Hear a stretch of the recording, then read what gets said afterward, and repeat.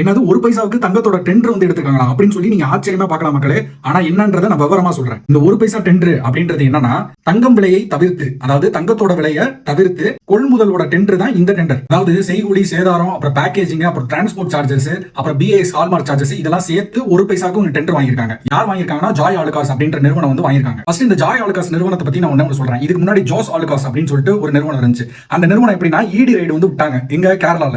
அப்போ 305 கோடி ஹவாலா மணி வந்து அந்த நிறுவனத்துக்கிட்ட இருந்து எடுத்தாங்க. அப்படிப்பட்ட நிறுவனத்துக்கு தான் இந்த தமிழ்நாடு அரசு, அதாவது தாவேகா அரசு டெண்டர் வந்து கொடுத்திருக்காங்க. இப்போ எதுக்கு இந்த நிறுவனத்துக்கு டெண்டர் வந்து கொடுத்திருக்காங்க அப்படின்றத பார்த்தோம்னா, நம்ம சிஎம் விஜயன் இருக்கார்ல, அவர் ஜோஸ் ஆலுகாஸ் நிறுவனத்துக்கு ஒரு ஆட் வந்து பண்ணி கொடுத்தாரு. அதே மாதிரி பிராண்ட் அம்பாசிடர் அவர்தான். சோ அதனால இவர் என்ன பண்றாருன்னா, அவங்களுக்கு வந்து டெண்டர் வந்து கொடுத்திருக்காரு. இவர் சார்ந்தவங்க, இவங்க நெருங்கிய நண்பர்களுக்கு தான் எல்லாமே செஞ்சுட்டு இருக்காரு. எப்படி சொல்றேன்னா, கொக்கோ கோலா கம்பெனியை வந்து அவரோட நெருங்கிய நண்பர் எடுத்து நடத்துறாப்ல.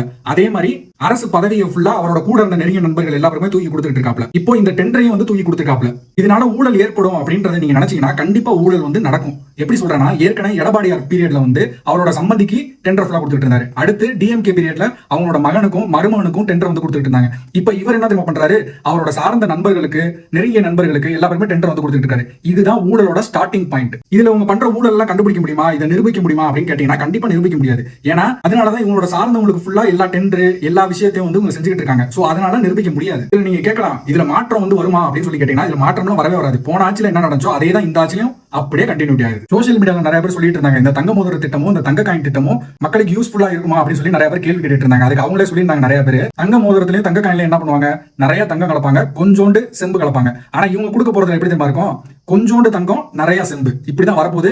அதை கொண்டுட்டு போய் நீங்க அடகு கிடைக்கோ இல்ல எங்கேயோ விற்கணுமோ அங்கெல்லாம் போயிடாதீங்க. கண்டிப்பா சொல்றேன், நீங்க மாட்டிப்பீங்க. இந்த வீடியோ பார்த்துட்டு இருக்கவங்க தயவு செஞ்சு இந்த வீடியோவை ஷேர் பண்ணுங்க. பாமர மக்களுக்கும் எல்லா மக்களுக்கும் இது கண்டிப்பா புரிஞ்சே ஆகணும்.